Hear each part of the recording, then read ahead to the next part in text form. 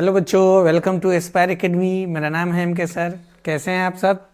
उम्मीद करते हैं कि बहुत अच्छे होंगे। ठीक, आज हम फिर एक नया चैप्टर लेके आए हैं क्लास 12 का, सॉलिड स्टेट। ठीक है ना, स्टेट ऑफ मैटर का क्लास 11th में गैसियस स्टेट के बारे में स्टडी करना है और 12 में सॉलिड के बारे में पढ़ना है। इस चैप्टर में हम लोग पढ़ेंगे, बहुत ही इंपॉर्टेंट पॉइंट है कि सॉलिड होता क्या है, इसका प्रॉपर्टीज क्या होता है, टाइप्स ऑफ सॉलिड क्या है, और सॉलिड जब किसी भी एटम्स या मॉलिक्यूल से बनेगा तो एटम्स का रेडियस क्या होगा, डेंसिटी क्या होगा, पैकिंग फ्रैक्शन क्या होगा। ठीक है, और इसका वॉइड के बारे में पढ़ेंगे और सबसे लास्ट इसका जो टॉपिक होगा वो होगा इम्परफेक्शन ऑफ सॉलिड, मतलब सॉलिड में इम्प्यूरिटी भी होता है। ठीक है, तो काफ़ी अच्छा और बेहतरीन एक छोटा सा चैप्टर है। कॉम्पिटिटिव एग्जाम के पॉइंट ऑफ व्यू से एकदम ये डेफिनेट है कि नीट और जेई में इससे प्रॉब्लम रहेगा। ठीक है ना, नीट में हर हाल में इससे क्वेश्चन रहता है, हर साल रहता है, और इसका जो भी क्वेश्चन होगा काफ़ी आसान होने वाला है। ठीक है, तो आइए हम लोग स्टार्ट करते हैं कि सॉलिड किसे कहते हैं। ठीक है, तो सबसे पहले हम लोग क्या करते हैं कि एक सॉलिड स्ट्रक्चर बनाते हैं कोई भी। ठीक है, जैसे देखो यहाँ यह एक सब्सटेंस हम बनाते हैं, सॉलिड है। तो इसमें पॉइंट नंबर 1, सॉलिड हम लोग वैसे सब्सटेंस को कहते हैं जिसका शेप, साइज, मास, वॉल्यूम डेफिनिट हो। ठीक है, अगर हम बात करते हैं लिक्विड का या गैस का, तो देखो अगर लिक्विड का जैसा शेप वाले कंटेनर में हम रखेंगे वैसे ही हो जाएगा, जैसे वाटर मॉलिक्यूल्स है। अगर हम ग्लास के शेप में रखेंगे तो ग्लास की तरह हो जाएगा। ठीक है, अगर कप के शेप में रखेंगे तो कप की तरह हो जाएगा, प्लेट के शेप में रखेंगे तो प्लेट में। लेकिन वैसा सॉलिड में नहीं होता है। सॉलिड में आप देखेंगे तो उसको किसी भी कंडीशंस में रखिए, वो अपने शेप को चेंज नहीं करेगा। ठीक है ना, यह अपना शेप को चेंज नहीं करेगा। तो याद रखना, सॉलिड वैसे सब्सटेंस को कहते हैं जिसका definite shape, size, mass and volume हो। ठीक है, अब हम लोग चर्चा करेंगे इसके प्रॉपर्टीज पर। तो सॉलिड का सबसे पहला जो प्रॉपर्टीज होगा उसका डेफिनेशन ही उसका पहला प्रॉपर्टीज होगा कि they have definite shape, size, mass and volume. दूसरा जो पॉइंट हम लोगों को चर्चा करना वो ज़्यादा इंपॉर्टेंट है। तो देखो कि जैसे कोई भी मॉलिक्यूल्स जो होता है वो काफ़ी निग्लिजिबल होता है, बहुत ही छोटा रेडियस का होता है। हम लोग इतना छोटा होता है कि खाली आंख से नहीं देख सकते हैं। तो इनफाइनाइट नंबर ऑफ एटम से मिलके एक मॉलिक्यूल्स बनता है, उस मॉलिक्यूल से फिर सॉलिड का निर्माण होता है।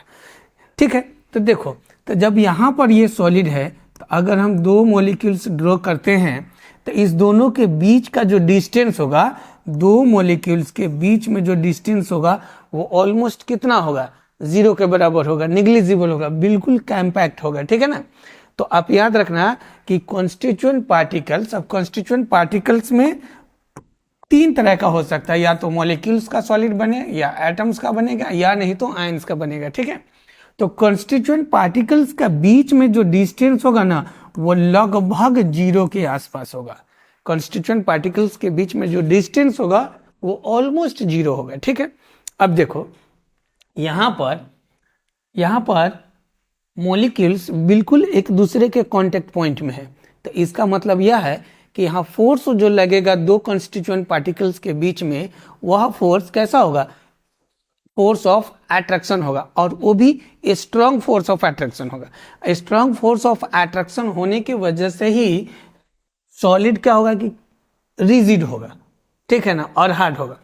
और दो मॉलिक्यूल्स अगर हम कंसीडर करते हैं, जैसे ये एक्स है और ये वाई है, ठीक है ना, तो देखना ना यहाँ पर, तो इस दोनों मॉलिक्यूल्स के बीच में कोई अगर डिस्टेंस अगर हम जेड लेते हैं तो कभी भी इस जेड का मतलब जो डिस्टेंस है वो नहीं तो कम होगा और नहीं तो बढ़ेगा।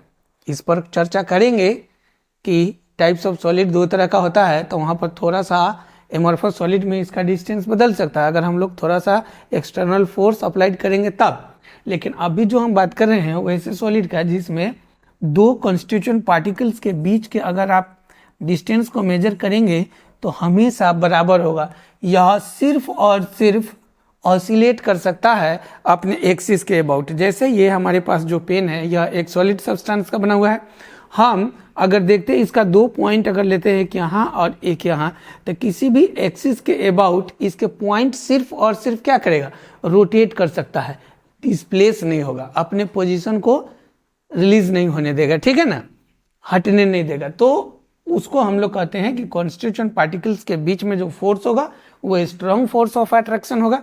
दूसरा पॉइंट कि दो कॉन्स्टिट्यूएंट पार्टिकल्स के पोजीशन जो होता है वो फिक्स्ड होता है, वो सिर्फ अपने एक्सिस के अबाउट रोटेट कर सकता है सर, ठीक है।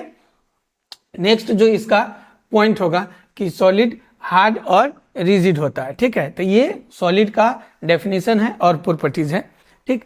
यहाँ आप इसके बाद देखेंगे कि टाइप्स ऑफ सॉलिड में पहला जो सॉलिड होता है वो क्रिस्टलाइन सॉलिड होता है, ठीक है ना।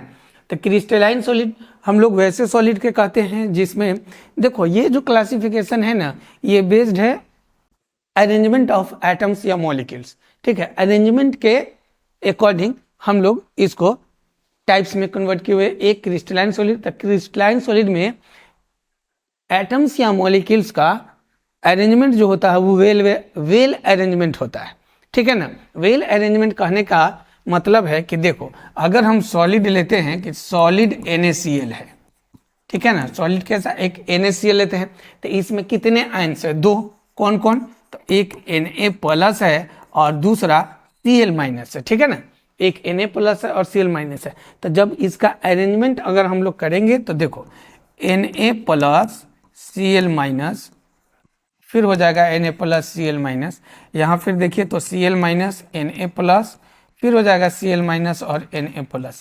एक चीज इसमें ध्यान दो, यहाँ Na+ हो जाएगा Cl-, फिर यहाँ Na+ हो जाएगा और Cl-। एक चीज यहाँ पर गौर करो तो पता चलेगा कि हर एक केटाइन के सराउंडिंग में, हर एक केटाइन के सराउंडिंग में चारों तरफ आप देख रहे हो कि एनाइन है। तो जब अपोजिट चार्ज एक दूसरे के कांटेक्ट में आता है तो वहां पर फोर्स कैसा लगता है, फोर्स ऑफ अट्रैक्शन। अब यहाँ पर हर तरफ से फोर्स लग रहा है, तो जब चारों तरफ से फोर्स लग रहा है पार्टिकुलर एक आयंस पर, तो यहाँ फोर्स जो होगा वो कैसा होगा, स्ट्रांग होगा। इसीलिए सॉलिड के डेफिनेशन में और प्रॉपर्टीज में हम आपको बताए हैं कि जो फोर्स ऑफ अट्रैक्शन होता है दो कॉन्स्टिट्यूएंट पार्टिकल्स के बीच में वह काफ़ी स्ट्रांग होता है। स्ट्रांग होने की वजह से ही सॉलिड का जो शेप साइज जो होता है वो डेफिनिट होता है, ठीक है। चलो तो ये इसका एक वेल अरेंजमेंट है, देखो हमेशा एक सोडियम तो फिर क्लोरीन, फिर सोडियम, फिर क्लोरीन है, ठीक है। उसी तरह से आप किसी भी एक्सिस में देखेंगे तो वही है, सोडियम के बाद फिर क्लोरीन, फिर सोडियम है, समझ रहे हैं ना। तो इसको हम लोग कहते हैं कि वेल अरेंजमेंट है, ठीक है। तो अब देखो इसके बाद हम लोग इसको कहते हैं कि यह एक ट्रू सॉलिड है, ठीक है, ट्रू सॉलिड है और इसका मेल्टिंग पॉइंट बहुत शार्प होता है, ठीक है, मेल्टिंग पॉइंट बहुत शार्प होता है। और इसका जो हम लोग एप्लीकेशंस लेते हैं तो शॉर्ट रेंज के लिए भी ले सकते हैं और लॉन्ग रेंज के लिए भी ले सकते हैं, दोनों के लिए हम लोग इसको ले सकते हैं।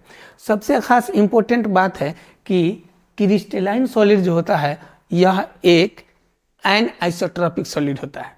अब एन आइसोट्रॉपिक सॉलिड कहने का मतलब है कि फिजिकल प्रॉपर्टीज का मेजरमेंट जो होगा, फिजिकल प्रॉपर्टीज का मेजरमेंट वो सभी डायरेक्शन में, फिजिकल प्रॉपर्टीज का मेजरमेंट सभी डायरेक्शन में सेम नहीं होगा। जैसे आप देखिए the measurement of physical properties is not same in all direction, सभी डायरेक्शन में। जैसे मान लो कि यहाँ हमारे पास 3 डायरेक्शन है, कौन कौन, एक्स है, वाई है और जेड है। तो इस NaCl के स्ट्रक्चर में आप अगर एक्स एक्सिस के अबाउट अगर देख रहे हैं तो क्या है कि Na+ Cl-, Na+ Cl-, ठीक है, कंटिन्यू है। फिर अगर आप वाई एक्सिस में देखेंगे तो Na+ Cl- है और फिर Na+ और फिर Cl- है। लेकिन जब आप जेड एक्सिस देख रहे हैं तो क्या होगा इसमें कि पॉजिटिव तो पॉजिटिव और फिर नेगेटिव तो नेगेटिव। तो यहाँ पर मतलब एनायन और केटायन रेगुलर नहीं है, ठीक है। जैसे एक्स और वाई में आप देख रहे थे कि एक केटायन के बाद एनायन है, लेकिन जब इस एक्सिस में हम लोग देख रहे हैं तो कैसा हो रहा है, केटायन है फिर एनायन है फिर पूरा का पूरा केटायन है। तो ध्यान रखना इस बात को। तो इसी को हम लोग कहते हैं कि यह एन आइसोट्रॉपिक है। ये सबसे इंपॉर्टेंट बात है अभी तक का, ठीक है ना, कि क्रिस्टलाइन सॉलिड जो होता है वो एन आइसोट्रॉपिक होता है, ठीक है। क्रिस्टलाइन सॉलिड के लिए जो एग्जांपल है सल्फर है, NaCl है, उसके बाद डायमंड है।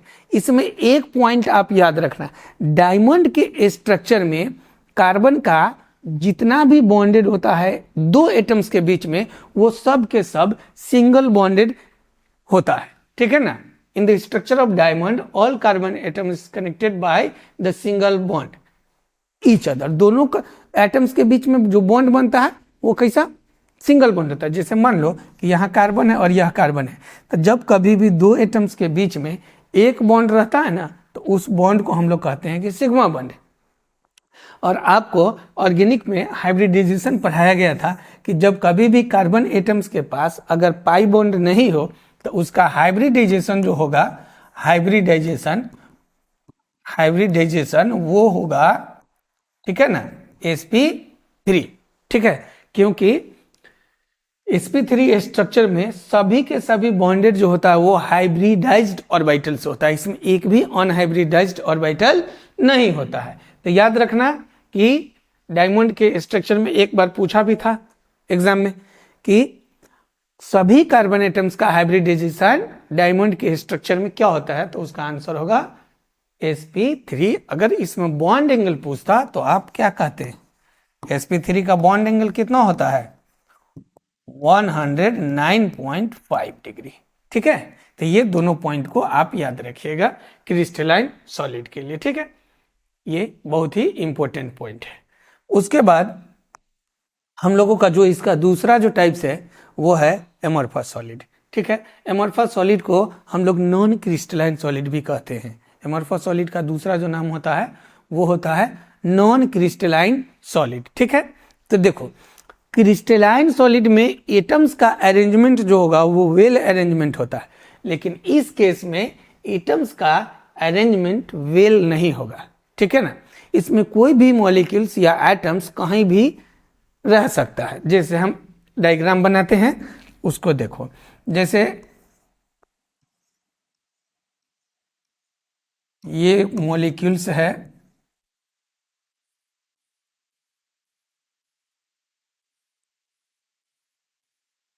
ठीक है।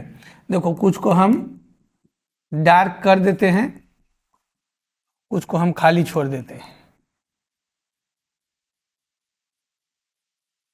ठीक है। कुछ को हम लोग क्या किए हैं कि डार्क कर दिए हैं और कुछ को खाली छोड़ दिए हैं, ठीक है। अब देखो क्रिस्टलाइन सॉलिड में हम आपको बताएं कि अगर एक एनायंस होगा तो दूसरा केटायंस, फिर एनायंस, फिर केटायंस, उसी तरह से इस डायरेक्शन में भी, इस डायरेक्शन में भी होगा। लेकिन एमॉर्फस सॉलिड में वैसा सिचुएशन नहीं आएगा, कोई भी एटम कहीं भी रह सकता है। इसीलिए यहाँ पर फोर्स ऑफ अट्रैक्शन उतना स्ट्रांग नहीं हो, फोर्स ऑफ अट्रैक्शन यहाँ भी होगा लेकिन उतना स्ट्रांग नहीं होगा जितना क्रिस्टलाइन सॉलिड में होता है। ये बात को याद रखना, पहला पॉइंट है। दूसरा पॉइंट यह है कि आपको इसको देखने के बाद बिल्कुल क्लियर दिख रहा है कि इसका अरेंजमेंट बिल्कुल एक अजीब तरह से है, कोई भी एटम्स कहीं भी रह सकता है, इसको कोई जरूरी नहीं, पैटर्न फॉलो नहीं करेगा, ठीक है। इसीलिए यह ट्रू सॉलिड होता है। जैसे आप देखते हैं रबर का हल्का सा फोर्स लगाइएगा, मॉलिक्यूल्स का पोजीशन क्या होता है, डिस्प्लेस होने लगता है, मतलब चेंज हो जाता है। दो कॉन्स्टिट्यूएंट पार्टिकल्स के बीच का डिस्टेंस क्या होगा, बदल जाएगा।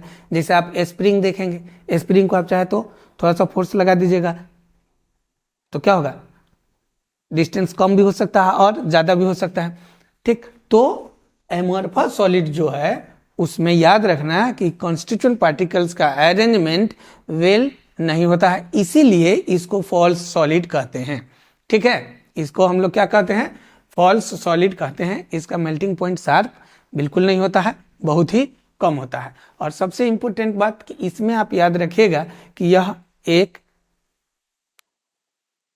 आइसोट्रॉपिक होता है, ठीक है ना। आइसोट्रॉपिक कहने का मतलब है कि मेजरमेंट ऑफ फिजिकल प्रॉपर्टीज जो होगा वो सभी डायरेक्शन में समान होगा, ठीक है। देखो जैसे इस मॉलिक्यूल्स के लिए, जैसे कि the measurement of physical properties is same in all direction. देखो इसमें हम लोग क्या करते हैं कि फिर से हम एक सॉलिड का स्ट्रक्चर ड्रॉ करते हैं।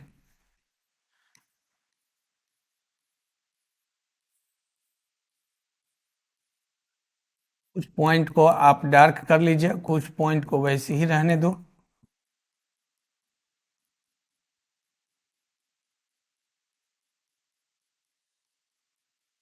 जैसे ये है, ठीक। देखो, तो इसमें ये x है, y है और z है। आप देखो x एक्सिस में डार्क भी है और प्लेन भी है, ठीक है ना। x एक्सिस में डार्क भी है और प्लेन भी है, y एक्सिस में भी डार्क भी है और प्लेन भी है, z एक्सिस में भी आप देखिएगा तो डार्क है, प्लेन है, डार्क है, प्लेन है, दोनों साथ में है। मतलब अगर आप एमरफस सॉलिड का देखेंगे तो सभी डायरेक्शन में बराबर होता है, ठीक है ना। कॉन्स्टिट्यूएंट पार्टिकल्स जो होगा एक्स वाई जेड तीनों में बराबर होगा, इसलिए इसको हम लोग कहते हैं कि यह आइसोट्रॉपिक है, ठीक है। दोनों पॉइंट याद रखना। क्रिस्टलाइन सॉलिड का सबसे बड़ा प्रॉपर्टीज होता है कि वह एनाइसोट्रॉपिक है, और एमरफस सॉलिड का सबसे बड़ा प्रॉपर्टीज होता है कि यह आइसोट्रॉपिक है, ठीक है। अब देखो थोड़ा सा इसमें, जैसे हम लोग एग्जाम्पल में लिए थे कि गिलास हो सकता है, प्लास्टिक हो सकता है, रबर हो सकता है, स्प्रिंग हो सकता है एमरफस सॉलिड के लिए, ठीक है। तो उसमें एक क्वेश्चन पूछा हुआ था कि ग्लास को सुपर कूल्ड लिक्विड क्यों कहते हैं, ग्लास को सुपर कूल्ड लिक्विड क्यों कहते हैं, ठीक है। हम इस पर चर्चा करेंगे। देखो, जनरली ग्लास जो होता है वो सिलिका से बना होता है, लेड के कॉम्बिनेशन से। पीबी जब SiO3 के साथ कंबाइंड करेगा तो वो ग्लास का निर्माण करता है, ठीक है ना। सिलिका से बना होता है ग्लास, ठीक है, और यह लिक्विड स्टेट में रहेगा। इस सॉलिडिफाइड इतना आसानी से नहीं कर सकते, अगर हम लोग टेम्परेचर को डिक्रीज कर दे तो इसका क्या होगा, फ्रीज करने का जो चांस है वो बहुत ही कम रहेगा, ठीक है ना। तो जब टेम्परेचर कम रहेगा तो इसको हम लोग क्या कहेंगे कि ग्लास लिक्विड के फेज में है, ठीक है। तो दूसरा जो इसका पॉइंट है कि इसका एक बहुत ही ग्लास में एक यूनिक प्रॉपर्टीज होता है कि इसके पास फ्लो करने का मतलब मॉलिक्यूल्स, अगर हम मान लो कि टेम्परेचर को थोड़ा सा अगर हम बढ़ा के अगर सॉलिड में कन्वर्ट कर भी लेते हैं तो सॉलिड होने के बावजूद भी इसके मॉलिक्यूल्स जो भी होगा ना उसका फ्लो करने का एक प्रॉपर्टी होता है, ठीक है। इसीलिए ग्लास को हम लोग सुपर कूल्ड लिक्विड कहते हैं।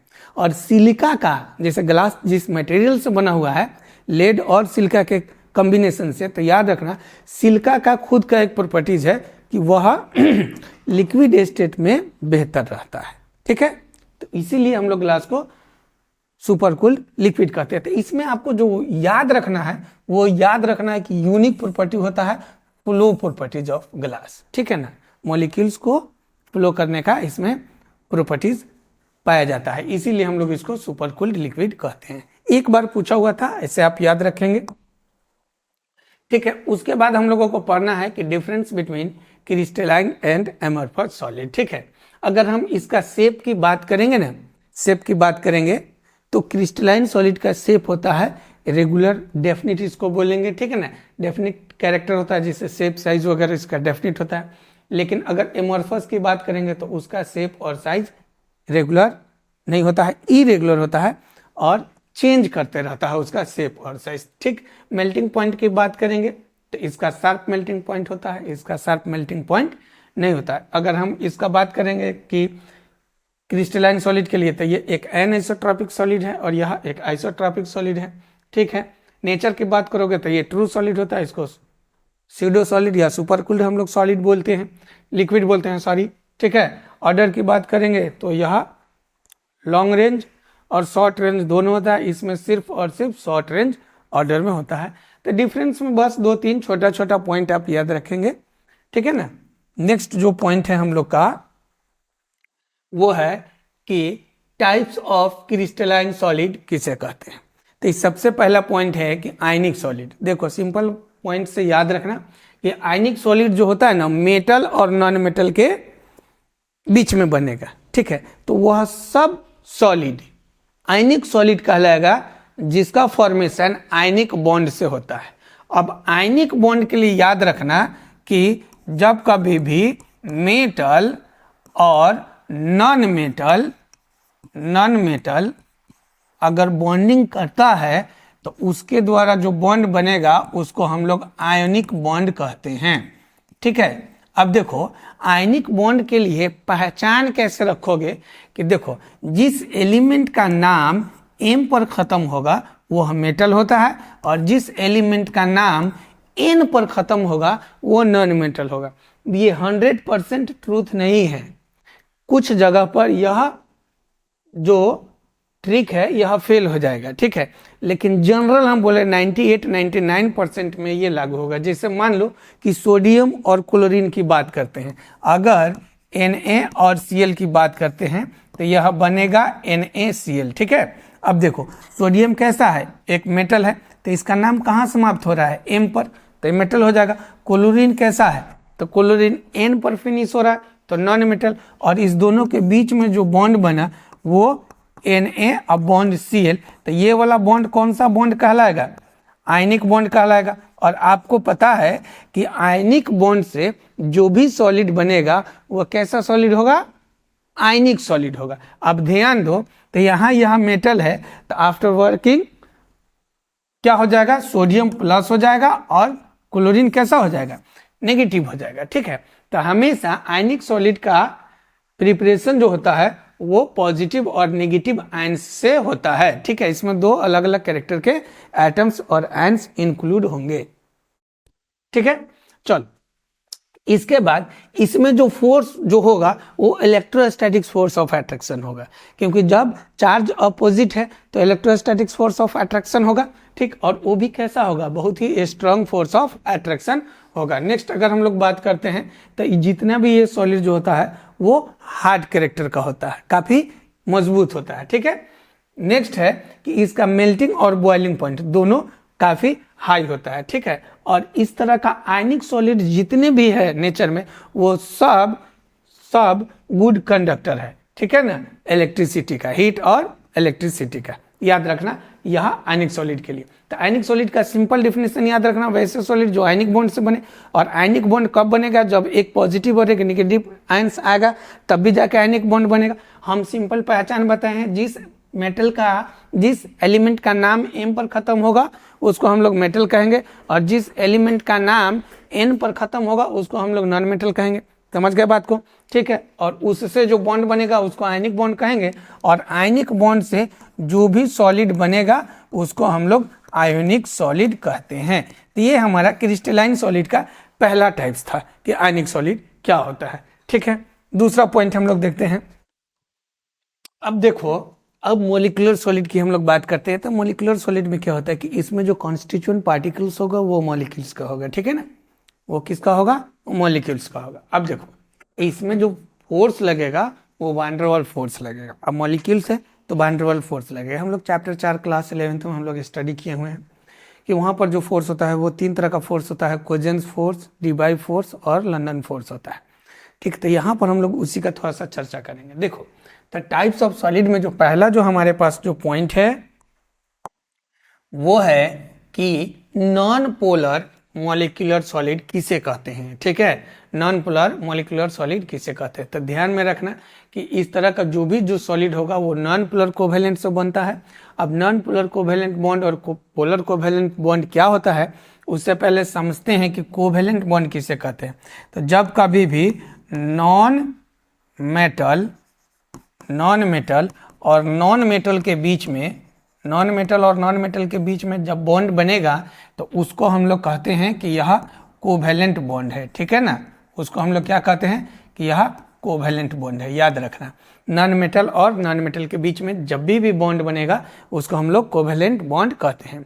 अब कोवेलेंट बॉन्ड का जो कैरेक्टर है वो 2 कैरेक्टर होता है, एक पोलर और एक नॉन पोलर। तो हम लोग अभी फिलहाल चर्चा करने जा रहे हैं कि नॉन पोलर कोवेलेंट सॉलिड किसे कहते हैं।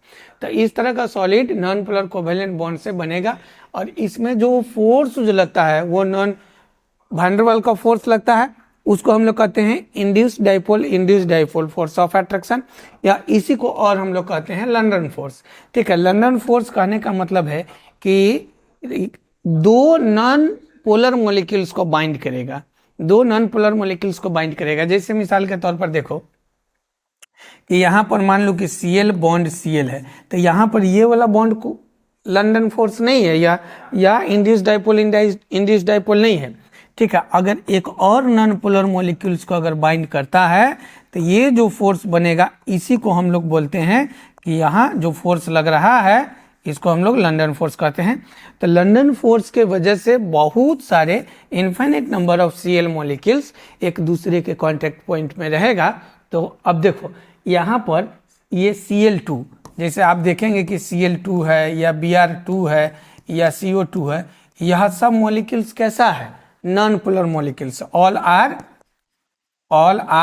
नॉन पोलर, सब के सब कैसा है, नॉन पोलर है। तो जब नॉन पोलर सॉलिड की नॉन पोलर बॉन्ड से बनेगा, नॉन पोलर कोवेलेंट बॉन्ड से जो सॉलिड बनेगा उसको हम लोग नॉन पोलर कोवेलेंट बॉन्ड का नॉन पोलर मोलिकुलर सॉलिड कहते हैं। नॉन पोलर के लिए आप याद रखोगे कि इसमें जो फोर्स लगता है वैन डर वाल्स फोर्स का, वो लंदन फोर्स होता है। इसमें याद रखना कि लंदन फोर्स वैसे फोर्स को कहते हैं कि जो दो नॉन पोलर मॉलिक्यूल्स को बाइंड करके रखता हो, ठीक है ना। तो अब इसमें आप देखो जैसे CO2 है, I2 है, ठीक। इसमें एक बात और याद रखना कि यह non conductor of heat and electricity होता है, ठीक है ना। दूसरा है कि पोलर मोलिकुलर सॉलिड, ठीक है। तो यहाँ जो सॉलिड बनेगा वो पोलर कोवेलेंट बॉन्ड से बनेगा, ठीक है।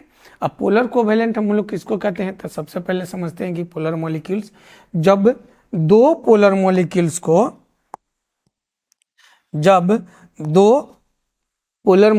को वैन डर वाल्स फोर्स अगर बाइंड करके रखता है, उस फोर्स को हम लोग कोजेंस फोर्स कहते हैं। जैसे मान लो कि एक HF है और फिर यहाँ पर भी HF है, तो देखो यहाँ हाइड्रोजन नॉन मेटल और फ्लोरीन भी नॉन मेटल है, ठीक है। तो हाइड्रोजन और फ्लोरीन के बीच में जो बॉन्ड बनेगा वो कौन सा बॉन्ड हो जाएगा, वो पोलर कोवेलेंट बॉन्ड हो जाएगा।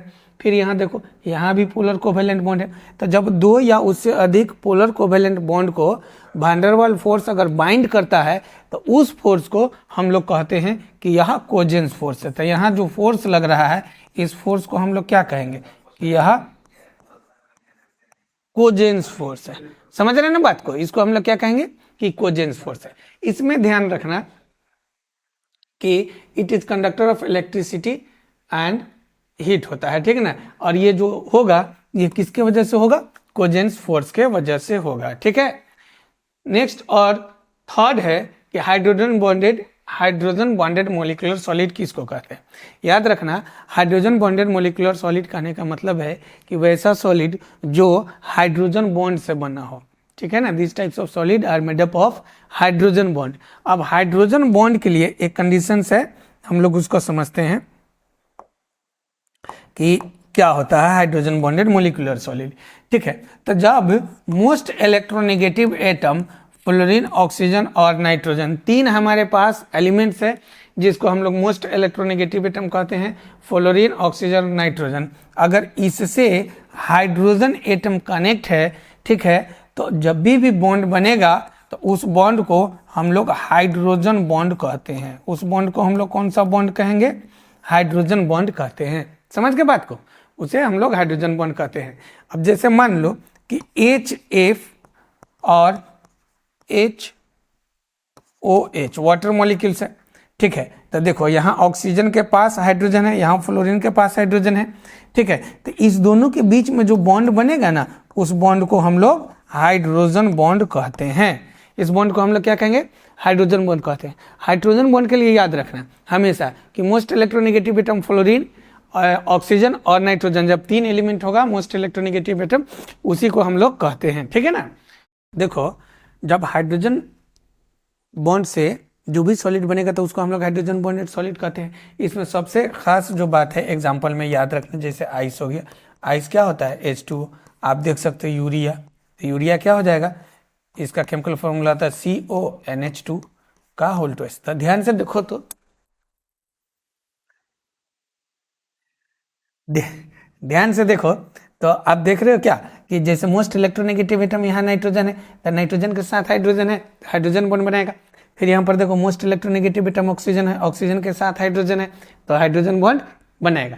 तो इस तरह का जो सॉलिड बनेगा उसको हम लोग हाइड्रोजन बॉन्डेड मोलिकुलर सॉलिड कहते हैं।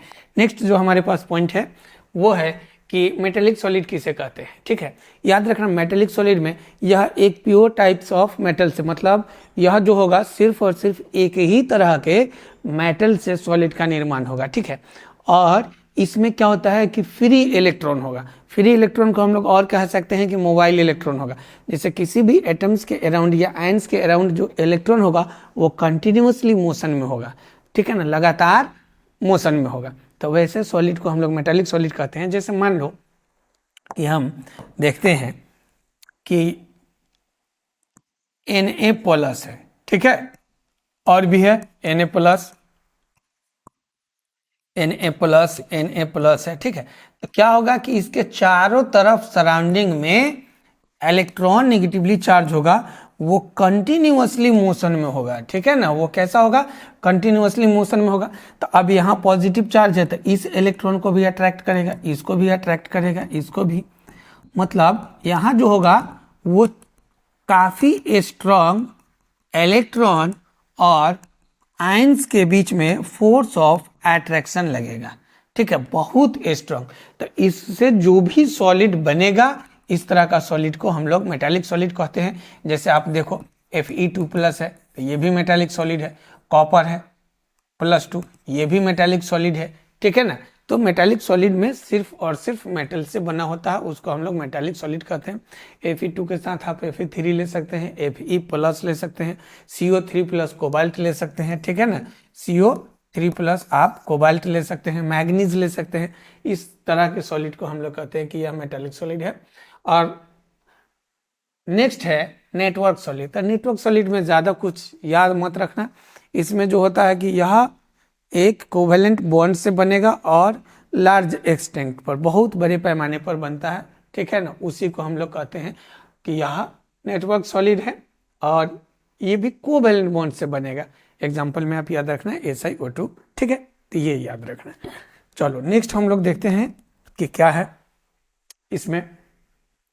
लैटिस पॉइंट और क्रिस्टल लैटिस किसे कहते हैं, ठीक है। लैटिस पॉइंट और क्रिस्टल लैटिस किसे कहते हैं। लैटिस पॉइंट के बारे में हम लोग समझते हैं कि जब कभी भी कॉन्स्टिट्यूएंट पार्टिकल्स का अरेंजमेंट 3 डायमेंशनल रीजन में होता है। क्या कह रहा है कि the arrangement of constituent particles are arranged in 3 dimensions regions, the space occupied by it is called lattice point. जब कॉन्स्टिट्यूएंट पार्टिकल्स का अरेंजमेंट हम लोग 3 डायमेंशनल रीजन में हम लोग करेंगे। जैसे मान लो अगर हम 3 डायमेंशनल रीजन के लिए बात करते हैं कि एक हम क्यूब बना रहे हैं, तो इस तरह से अगर हम इनफाइनाइट नंबर ऑफ क्यूब को, अगर फिर इसके साथ एक और क्यूब, फिर इसके साथ, फिर इसके ऊपर, अगर इनफाइनाइट नंबर ऑफ क्यूब को अगर हम एक साथ अरेंजमेंट कर लेते हैं तो इसके द्वारा जो स्पेस ऑक्युपाई होगा, उसी स्पेस ऑक्युपाई को हम लोग क्या कहेंगे कि लैटिस पॉइंट होगा, ठीक है ना। उसके बाद होता है यूनिट सेल, ठीक है। यूनिट सेल किसे कहते हैं, तो देखो जैसे क्रिस्टल लैटिस को बनाने के लिए हम लोग infinite number of unit cell का इस्तेमाल किए थे कि infinite number of unit cell arranged in 3 dimensional region, जिसके द्वारा जो भी स्पेस ऑक्युपाई होगा उसको लैटिस पॉइंट कहते हैं। तो यूनिट सेल के लिए याद रखना कि the smallest unit of crystal lattice, ठीक है। स्मॉलेस्ट यूनिट मतलब सबसे छोटा पार्ट किसी भी क्रिस्टल लैटिस का क्या कहलाता है, यूनिट सेल कहलाता है। एक चीज और ध्यान में रखना, अगर हम बात करें कि इस क्रिस्टल लैटिस को अगर हम बार बार रिपीट करें तो फिर से, मतलब यूनिट सेल को अगर हम बार बार रिपीट करें और अरेंजमेंट करने की कोशिश करें तो फिर से हमारे पास क्या वापस आ जाएगा, क्रिस्टल लैटिस आ जाएगा ना, ठीक है। तो याद रखना कि जब कभी भी कॉन्स्टिट्यूएंट पार्टिकल्स को हम लोग 3 डायमेंशनल स्पेस में अरेंजमेंट करते हैं तो उसके अरेंजमेंट के वजह से जो भी स्पेस ऑक्युपाई होता है उस स्पेस को हम लोग कहते हैं कि यह लैटिस पॉइंट है। और उसमें सबसे स्मॉलेस्ट जो यूनिट होता है उस यूनिट को हम लोग यूनिट सेल कहते हैं, ठीक है। इसके बाद ध्यान देना कि एक ब्रेव्स ने बताए थे कि क्रिस्टल को टोटल 7 तरह से अरेंजमेंट कर सकते हैं, ठीक है ना। क्रिस्टल को हम लोग टोटल 7 तरह के अरेंजमेंट कर सकते हैं। उसमें क्यूबिक है, मोनोक्लिनिक है, हेक्सागोनल है, ट्राइक्लिनिक है, टेट्रागोनल है, ऑर्थोरम्बिक है और रोम्बोहेड्रल है। कुल 7 तरह का होता है। लेकिन हमारे सिलेबस में ये दोनों पर ज्यादा इंपॉर्टेंट स्टडी है, ठीक है ना। एक क्यूबिक और हेक्सागोनल पर ज्यादा स्टडी हम लोगों को करना है कि क्यूबिक और हेक्सागोनल, ठीक है। उसके बाद इसमें सिर्फ जो हम लोगों को पढ़ना है ट्राइक्लिनिक, टेट्रागोनल, मोनोक्लिनिक, ऑर्थोरैम्बिक और रंबोहेड्रल में, इसमें हम लोगों को सिर्फ और सिर्फ पढ़ना है कि एक्सियल रिलेशन क्या होता है और एक्सियल एंगल के बीच में रिलेशन क्या होता है। हमको सिर्फ और सिर्फ इतना ही पर चर्चा करना है, लेकिन बाकी जो है क्यूब और हेक्सागोनल, इसका डिटेल स्टडी हम लोगों को करना है। ठीक है, उसके बाद फिर ब्रेवियस बताए कि नहीं, हम चाहे तो इसमें से एक को हम 4 तरीके से सजा सकते हैं। ठीक है, तो उसमें पहला बोले प्रिमिटिव होता है। ठीक है, प्रिमिटिव कहने का मतलब है कि सिर्फ एटम्स जो होगा, क्यूब हो या हेक्सागन हो या ट्राइक्लिनिक, मोनोक्लिनिक, कोई भी हो, कॉर्नर पर रहेगा। उसके बाद बॉडी सेंटर्ड, बॉडी सेंटर्ड करने का मतलब है कि एटम्स बॉडी में भी होगा। ठीक है, और उसके बाद फेस सेंटर्ड और इन सेंटर्ड।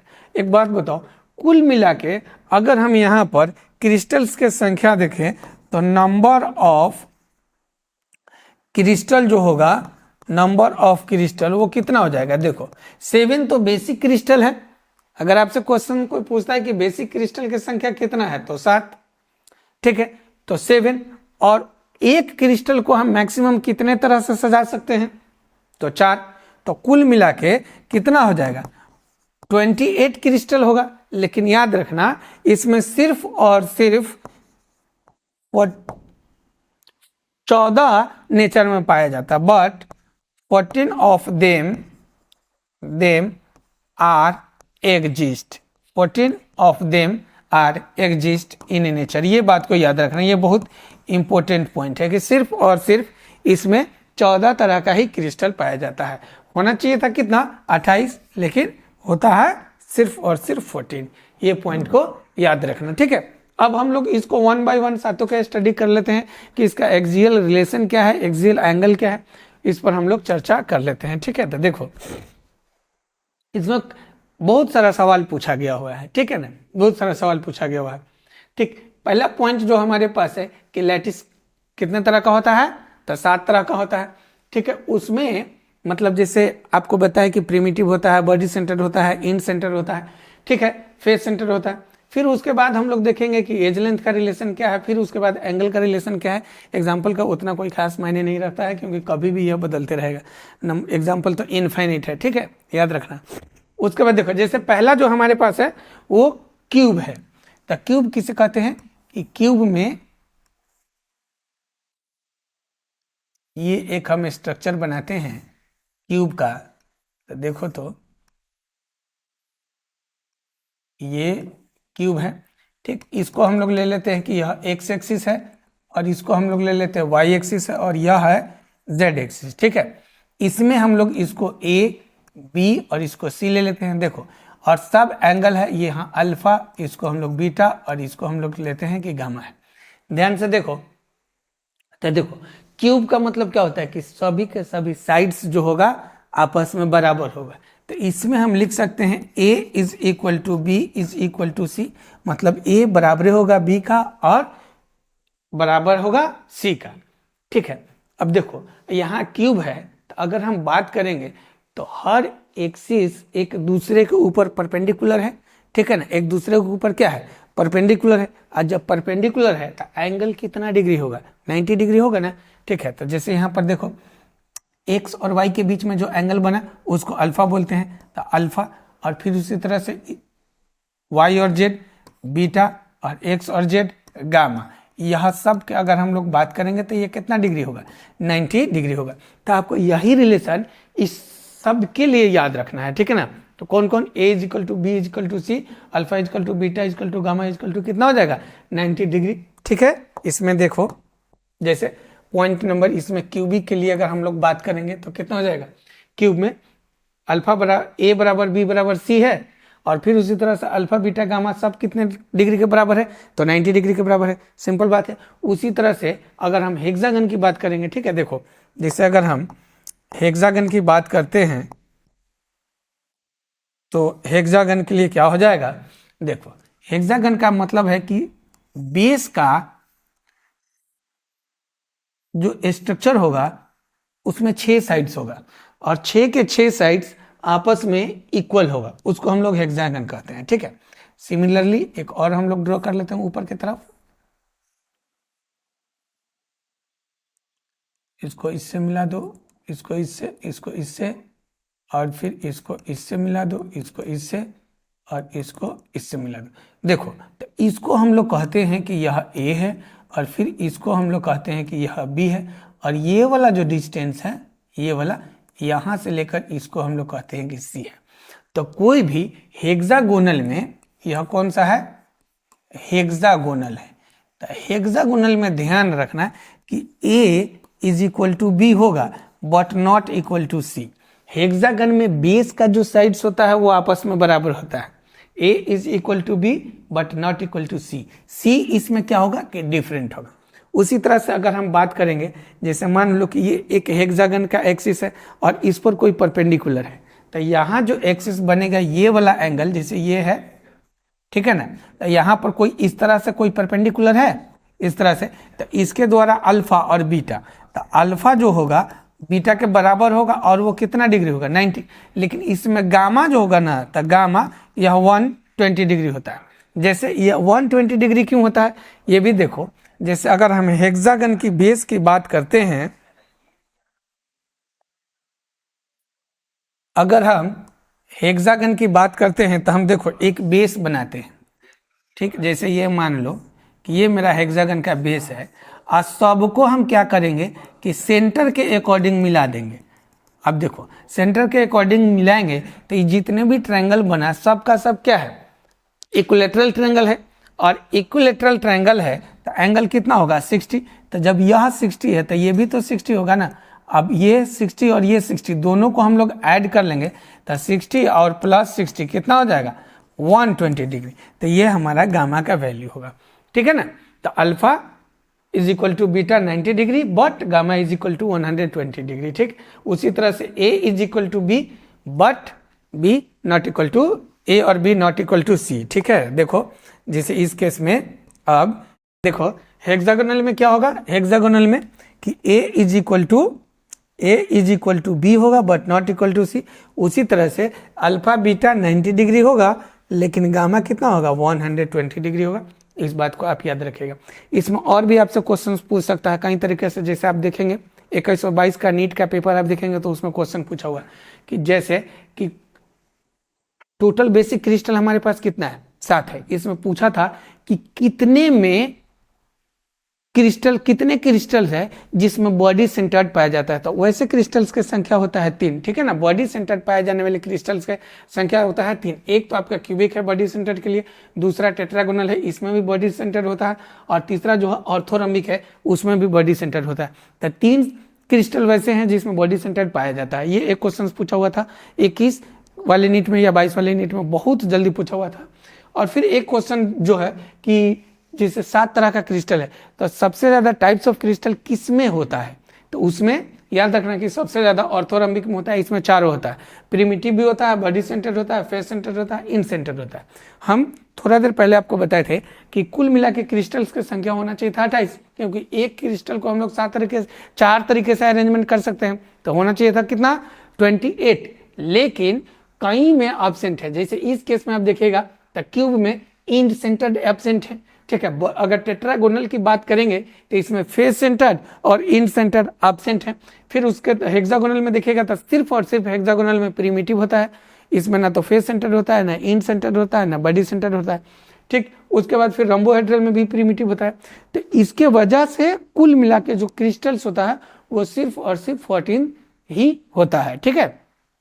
तो ये काफी इंपॉर्टेंट ये एक टेबल है, आपको इसमें कम से कम मिनिमम जो याद रखना है, एक तो याद रखिएगा कि लैटिस क्रिस्टल, दूसरा टाइप्स ऑफ क्रिस्टल, तीसरा एक्सियल रिलेशन और चौथा एंगल, ठीक। अगर आप सबको नहीं याद रख सकते हैं कि रिलेशन एक्सियल एंगल के बीच में है और एक्सियल एक्सिस के बीच में, तो आप ये एक तो क्यूबिक के याद रखना और क्यूबिक के साथ हेक्सागोनल का। लेकिन ये वाला जो पॉइंट है आपको सब के सब याद रखना होगा, क्योंकि अभी हाल फिलहाल में 2 क्वेश्चन इससे पूछा हुआ था कि बॉडी सेंटर्ड कितने क्रिस्टल्स में पाया जाता है, तो उसका आंसर होगा 3। क्यूबिक में होता है, टेट्रागोनल और ऑर्थोरम्बिक में होता है। एक क्वेश्चन था कि मैक्सिमम नंबर ऑफ क्रिस्टल किस में होता है, तो आप याद रखिएगा ऑर्थोरम्बिक में 4 क्रिस्टल पाया जाता है, ठीक है। इसका नेक्स्ट वीडियो बहुत जल्दी आएगा, उसमें हम लोग पढ़ेंगे कि determination of atomic radius in cubic unit cell, and number of atoms in unit cell. ठीक है, thank you for the watching.